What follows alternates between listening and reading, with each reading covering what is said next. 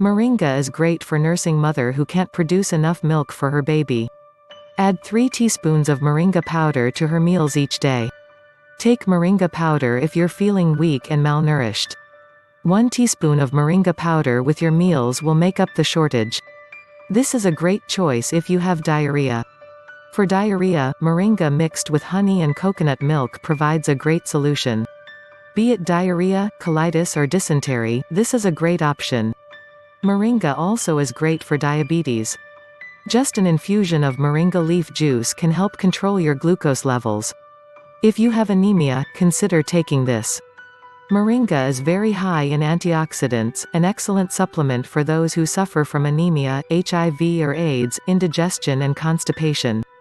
Its leaves are an excellent source for headache relief, and are also used to cure glandular swelling as well as skin infections. Moringa is also a powerful anti-inflammatory eye wash. The flowers of the moringa also come with benefits. They are used to make anti-inflammatory eye wash or tea. Juice from the flowers can be used for sore throats as well. Moringa root can help heal lower back pain. If you have rheumatism, articular pains, or lower back pain with inflammation, then try moringa poultice. This is also an excellent choice if you have vitamin A deficiencies.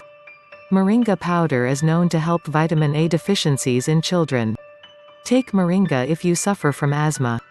3 grams of moringa taken twice a day for 3 weeks reduced the severity of asthma symptoms in adults. Check out the link below if you want to learn more about this superfood. Thanks for watching.